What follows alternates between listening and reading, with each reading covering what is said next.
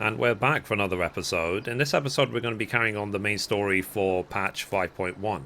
And as always, hello from Mithrie. So we just finished the dungeon, the Grand Cosmos, and we are back here in, let's see, in Lakeland at 1934, and we need to talk to Alpha Node. So the next quest is called A Welcome Guest. Alpha Node looks just about ready to leave you behind. So we mustn't dally here any longer, Mithrie. If Beck Lug is to hear the truth of our travels in the first, you of all people should be present. Fair enough.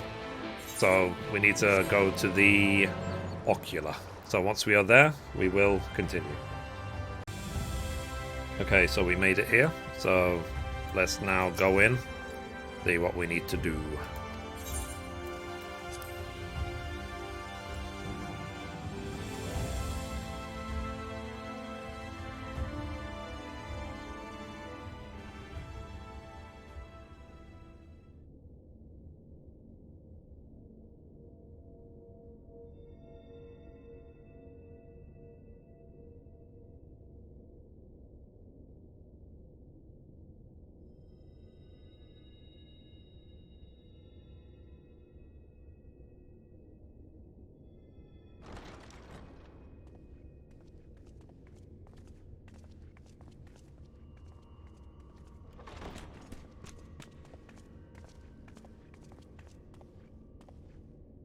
I'm sorry.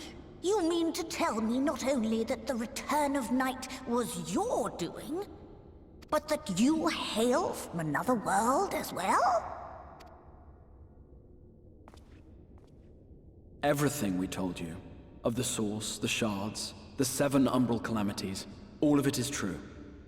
I realize how fantastical it sounds, and I would not blame you for doubting our testimony. But given your expertise, you must surely have noted the peculiar nature of their souls.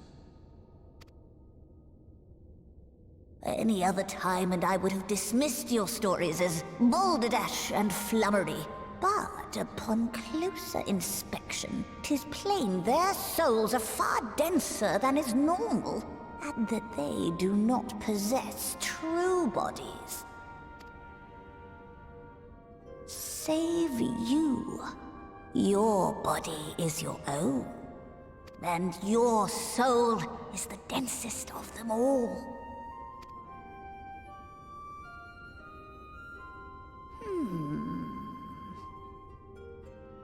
As I said before, were it not for their heroism, the skies over Norvrant would still be awash with light, the realm yet at the mercy of 4-3 and the Sin Eaters.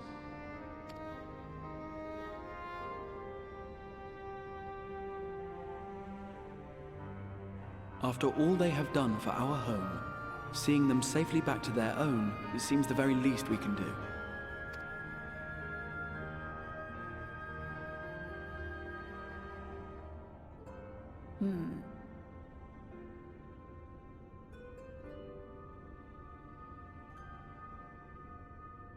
Your tale is intriguing.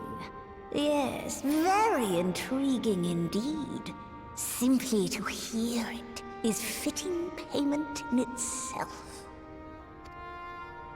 As for your friends, I can but agree. Their valorous deeds on behalf of Norvrant are deserving of recognition, of their own fitting payment. You will help us then? I will. I would see my knowledge put to good use for a change. I do have one condition, however. I am not the spry young Numo I once was. As such, I will require assistance in my fieldwork and testing. It would be our pleasure. We'll be laboring for our own benefit after all.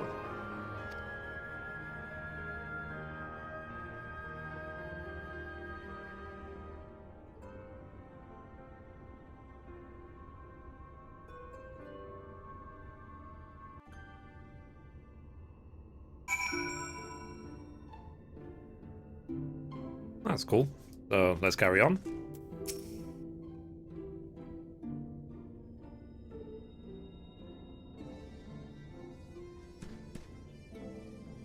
So you have spun quite a tale, but tell me, have you given any thought as to how you might return to your world?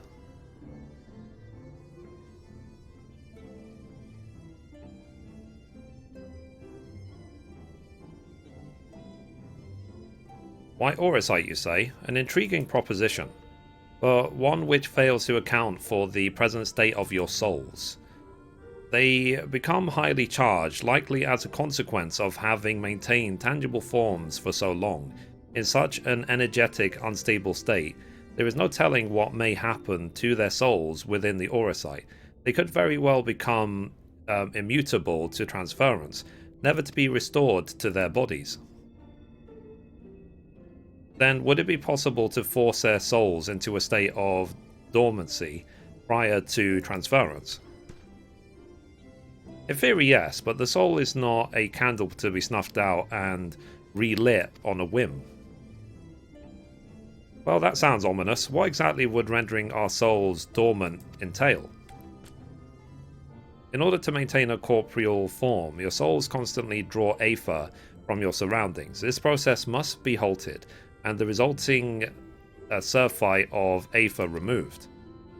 Your minds would ultimately be separated from these faux bodies of yours, rendering you incapable of interacting with the world around you. A cruel fate under normal circumstances, but one which will be rectified upon your return home.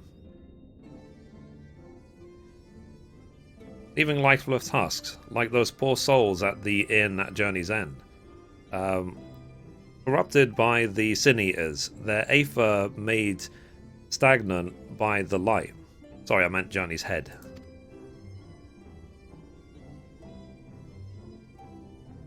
Corrupted? Stagnant? Might I see these unfortunate individuals? Why? Do you think you might be able to help them? I might, or I might not, but I shan't know for sure until I have seen their condition firsthand. Then I would be glad to take you to them, on the understanding that you won't do anything which might increase their suffering. It was my faith in man I lost, not my compassion. Well, I see no need for all of us to accompany you. While you escort our guests to the inn, I will assist Urianger in creating the requisite Auracite. I believe my talents would be better applied to that endeavour as well. Might I leave the three of you to assist Becklug as necessary? Let us make for Amarang then.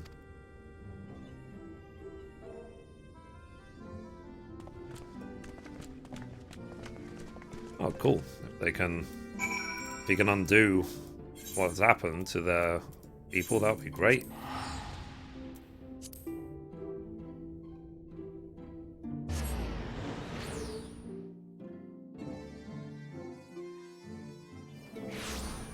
Okay, here we are. Let's talk to him.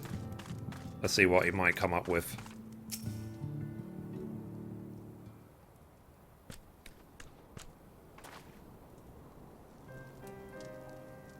Oh, this is Harlig, is it? Yes, the etheric balance leans perilously towards the light. Towards stasis.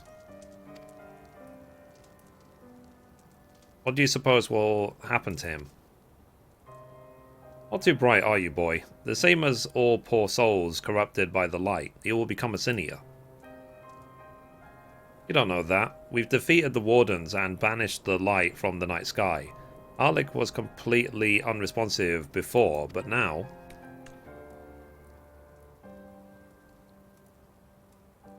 mumble. Then perhaps there is yet hope. If I may, there is a treatment I wish to administer to the patients. What sort of treatment? In the course of my studies of the soul, I once created a tonic which could temporarily stimulate the aether in one's body. After some refinement, it came to be used by the Knights of Vobert. Then, for far darker purposes. Lest it fall into the wrong hands, I swore never again to make it, but for their sakes I will break that oath. It is not like the reverse stagnation, mind you, but it should offer some measure of relief.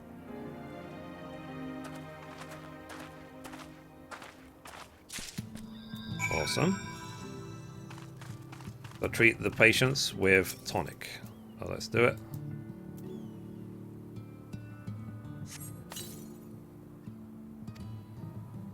So, Toden says blankly at you, it would seem the tonic has had no effect.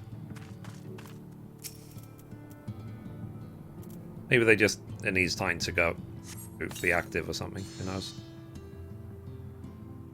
Wait, what is this? Warmth? I feel in my chest? It's just a work in progress, I guess. It'll work for some, it won't work for others. Okay, where is the last one? There he is.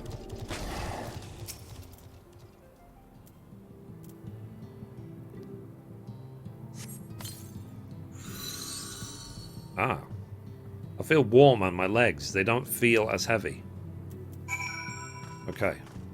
So, sort of bad, medium, and good in terms of results.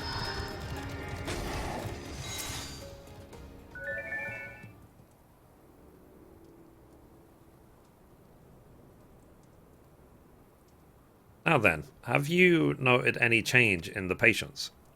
Notable rise in body temperature and increased motor function, in most of the patients at least.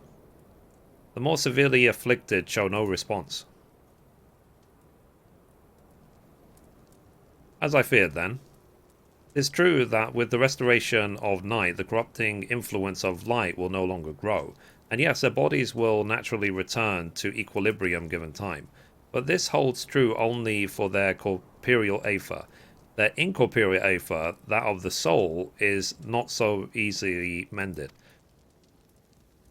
Which is why those in the later stages of corruption, like Halric, appear unaffected by a tonic. Precisely.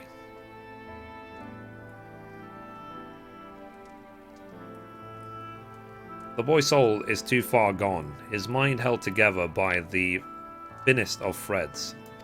Or finest of threads. There is a chance he may one day recover, of course, but it could take years, decades even. By the gods, he could wake to find himself an old man. A fine reward for his persistence, the opportunity to mourn the life he never had a chance to live. No, there must be something we can do. Look, I realize this is not why we petition your aid, but do you think it possible we can find a way to hasten their recovery? Maybe. Nor do I think it's impossible that in treating them, we might learn something of relevance to your own predicament.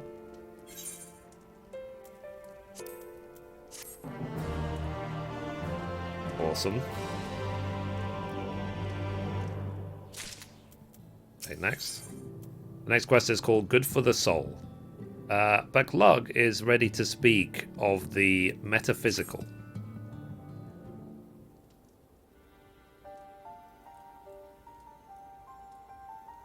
I suspect the Crystal Exarch has told you of my past, that I was once a mage of the Royal Court of Voba, and that soulcraft was my field of study. The tonic you administered to the patients here is one of the fruits of my labors. I hope to do great things for the kingdom.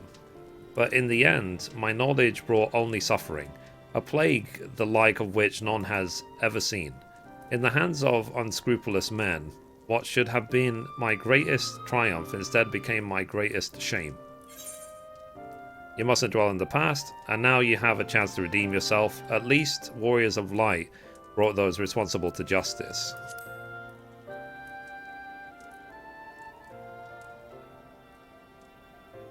I know that only too well. Alas, the knowledge we require is steeped in such bitter memories. But let us return to the task at hand, finding a means by which we might revitalize these people's incorporeal aether. Do you think it can be done? Were the sky still ablaze with primordial light, I would call it an exercise in utility, but now we may have a chance. The method I have in mind will entail the conjuring of a familiar. They are able to amplify the energies poured into them, making them the perfect conduit for the Aether revitalizing magics we will ultimately employ. If you're about to launch into a lengthy explanation of the metaphysics of your plan, don't bother. I'd rather get on with doing whatever it is that needs to be done, if it's all the same to you. Whatever reagents must be procured or spells invoked, I'll do it.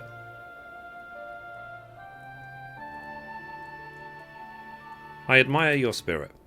Very well, your first task will be to gather the necessary materials. The purest of waters and finest of days, as well as the Fey lantern brimming with pixie magic. If you're convinced the resulting familiar could help the patients, fine.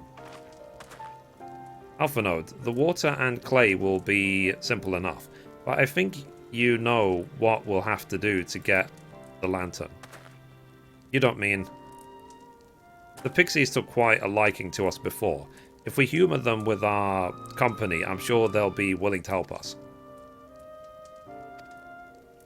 Fine, we'll pay a visit to Ilmeg, though I never thought you would be the one to suggest going back there.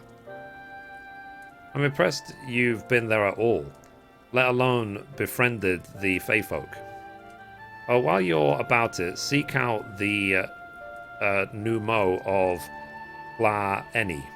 They will be able to supply you with water suitable for our needs. Right, let's get this over with, shall we?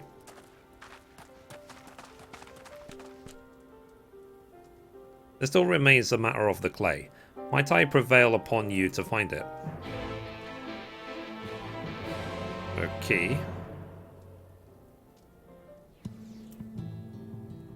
I'll speak to him. So, clay from Armorang would likely be best. Know you of anyone who might be able to assist us? I could ask the miners at Twine. Well, there are scavengers at Mordsok. Let's ask the miners, maybe.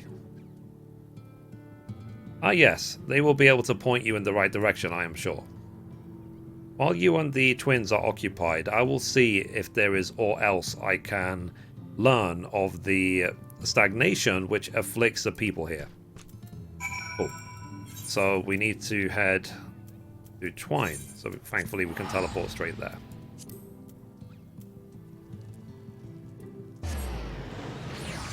I did already lock flying in all the zones, thankfully. If you need help with the Aether currents and their locations, please check out my Aether current videos.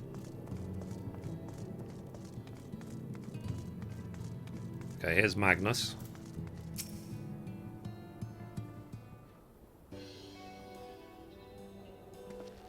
Mithrie. Well, what a coincidence.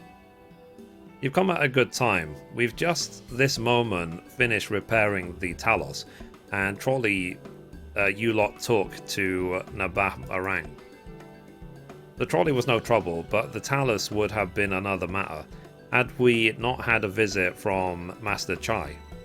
He offered us a share of the leftover building materials from Daedalus Stoneworks, as well as a few trade secrets to help us along. Clever man that Chai Nuz. He seemed pretty keen on the ideas I had for putting the giant Talos to work. Like a giant trolley, but Magnus still refuses to see all the good we could do with it. You're entitled to your dreams, Jarek, but that doesn't mean you can go harassing our guests with them. Master Chai was just being polite. And something tells me Mithrie here didn't come all this way to talk about trolleys. What is it you need, friend?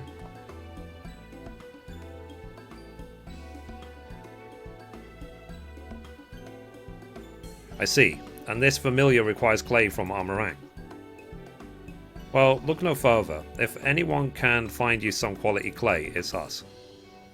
Saying that, it isn't exactly a commodity nowadays, but there must be some lurking somewhere or other, waiting to be dug up. if I'm not mistaken, there was a time when they used to take clay from Mount Byron mines to make adobe bricks. Place is swarming with coyotes now, but if you're after the good stuff, you could do worse than... Look there. Okay, that's fair enough. Right, so I need to head all the way over there to find the clay. So once we get there, we will continue. Okay, so we made it here, all the way to this region. So now let's collect the clay.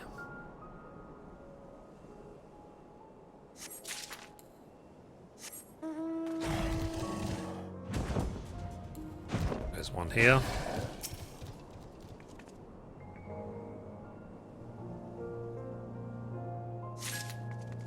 Alright, and the last one is there.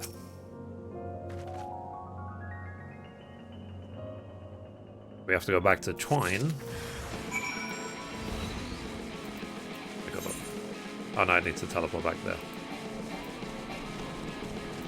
Of course, I'm in combat.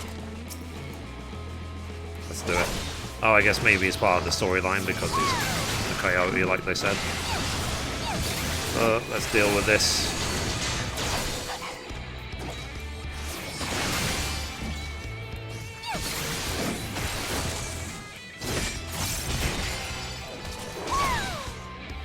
I mean, you're never going to be threatened as a paladin when you're out and about in the world, but because obviously you're a tank and not a DPS, it can take longer to get things defeated. I'd rather be safe than sorry, isn't it?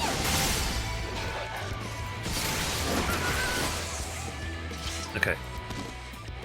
Right, let's teleport back now to Journey's Head.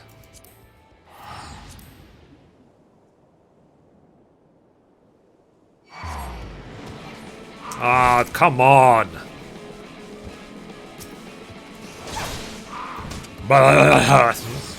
Effort. At the last possible second. The teleport animation is starting. You know what? I'm not going to edit this out. I'm going to keep this in. This is just what MMOs are like.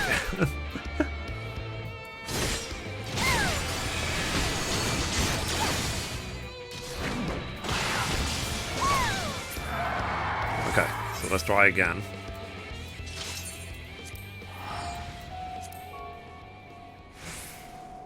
Oh, that was annoying.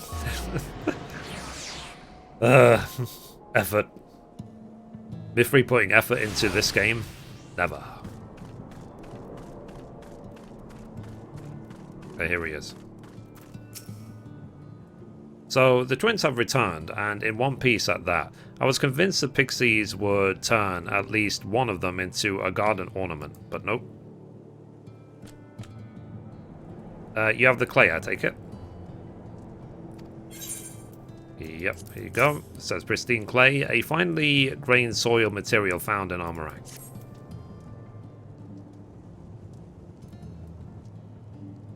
So, wonderful. We need but combine the clay and the water, and then heat the mixture with the Fey Lantern. After that, it will be a simple matter of setting upon a suitable form and performing the necessary incantation. Becklug, I have a question. In the event that we had need of this spell and you weren't around, would it be possible for another to perform the incantation? Assuming they possessed the requisite skill, yes. Harlech and the others have suffered so much, and I swore to do everything in my power to save them. If there is a chance this spell could do that, I would be the one to invoke it. Mayhap you should be the one to do so. A deep understanding of the subject's physical state, combined with a strong desire to help them, can drastically increase the magic's effect, and you are plainly more familiar with these people than I. I dare say that there are few in all of Novaran, more dedicated to finding a cure. Is that not so, Mithrie? Absolutely. She is the best woman for the job. I'll give it my all. For Harlik, for Tesleen. Then we are all of a mind on the matter. Elise shall be the one to conjure the familiar. Okay.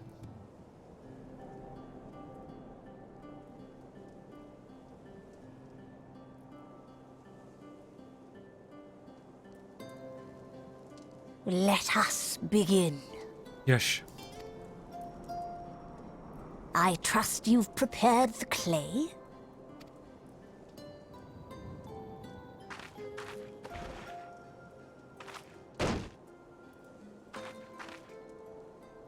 Very good. Now, I would have you sculpt for me a porksy. Plump, with floppy ears and a short curly tail.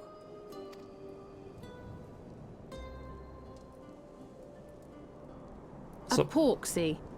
I think I know what you mean. Is it like a fat pixie? I'm just kidding.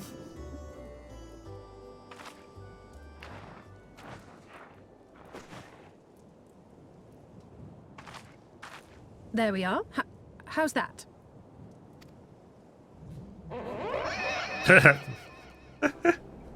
My god.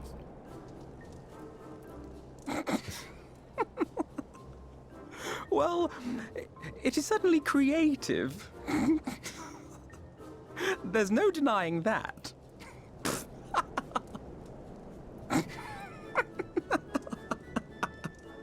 Yes, I'm no artist. Very funny.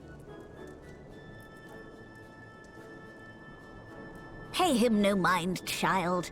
Though it may look like a grotesque parody of reality, it is what the invoker believes that matters.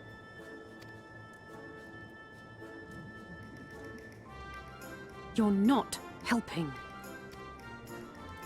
But I speak the truth. If successful, this incantation will turn imagination into reality. Which is why the only thing of import is what you believe this figure embodies. You must focus. Hold the Porksy's image steady in your mind's eye.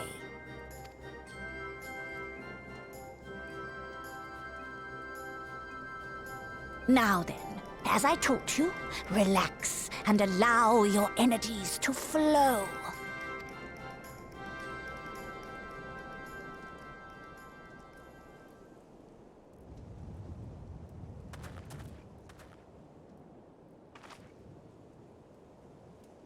With flesh of clay I bid thee rise, on wings of dreams to touch the skies. What once was idle fantasy, I call forth to reality.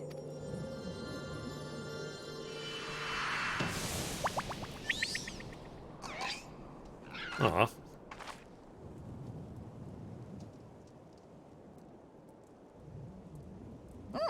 Not bad for a first attempt. Now, let us see what can be done for young Halric.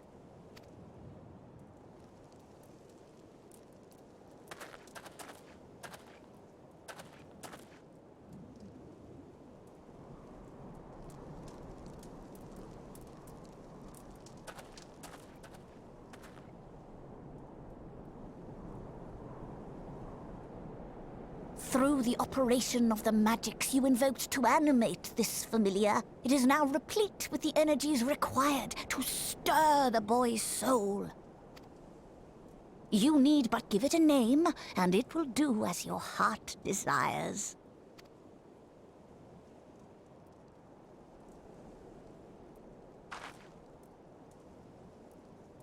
A name.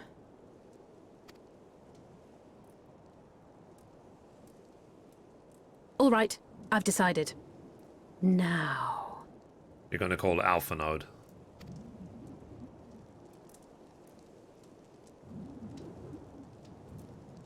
Go, Angelo! Close enough.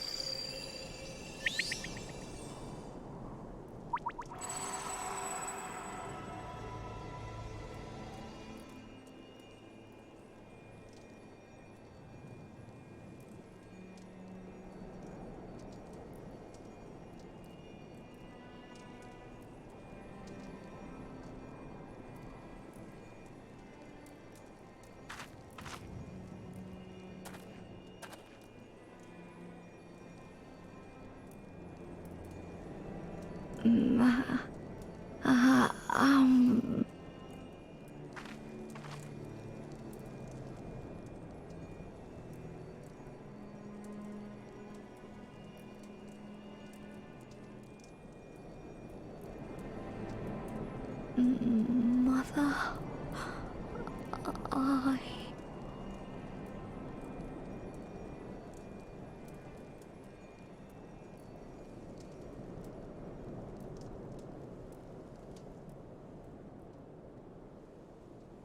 Well, it's a start, I guess.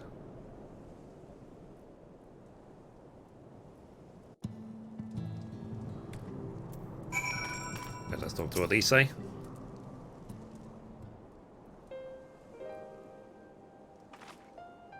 So, how is he, Backlog? Did it work? I believe it did. You and your fledgling familiar have done well. If my eyes do not deceive, a hint of colour has returned to his soul. Gods, I would jump for joy if I weren't so exhausted.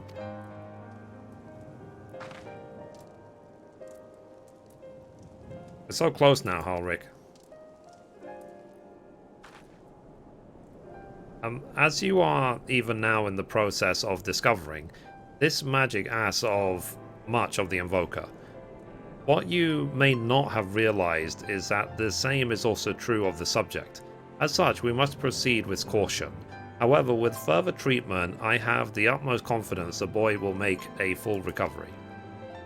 Observing the reanimation of this stagnant soul has been most enlightening. I will need time to put my theories to the proof, but I believe I can fashion a spell to produce the opposite effect. That is, to induce stagnation, thus enabling our safe transport back to the source via Aurosite. A thought occurred to me about this treatment. Bucklug said that when the soul is rendered dormant, the mind is separated from the body, that a person becomes incapable of interacting with the world around them. Does that not sound a lot like some of the tempered back in the source? Not really. It is the fate of the most tempered to become slaves to primals, save in a handful of cases, or am I missing something? If I can master this technique, the art of revitalizing the soul, I know of at least one of the source who could desperately use such treatment. I'm not sure I follow.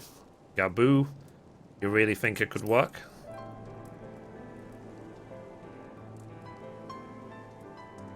Why shouldn't it? Gaboo's condition is virtually identical to Halric's, is it not? The only difference being that his soul was suffused with earth aspected aether instead of light. It follows that if his soul is subject to a similar kind of stagnation, there may be a chance we can save him. Forgive me, but who is this Gaboo fellow of whom you speak? I see. His condition does sound familiar. Yet, there is much and more about the soul that remains unknown even to me. I say this not to discourage you, you understand, but to remind you that this is delicate work we do here. Work requiring patience. Of course, and as long as there is hope of the patience here, I will devote whatever time is needed to see this through.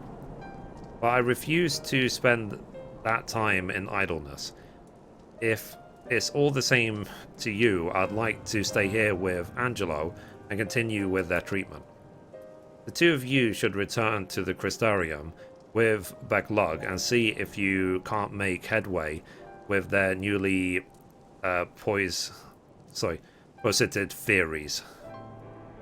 I'll tell you the rest first, but I see you're not to be convinced. Ah, the fire of youth. Let's return to the Crystarium then. Finally, I've found you.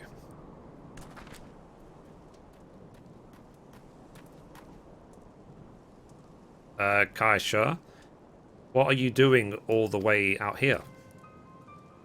There's trouble back in Yulmore. Lady Chai's beside herself. Sighing, pacing, the whole lot. Near enough begged me to go and find you. Sighing and pacing, you say? It must be urgent. I take it I will be returning to the Crystarium alone. Go on then. It's not as if I have anything for you to do. Thank you, Bucklug.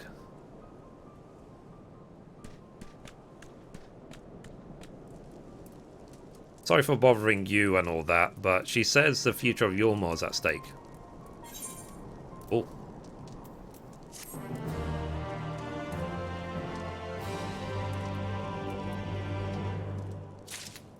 Alright, I think that's a good time to stop. Like, I don't want these episodes to be too long.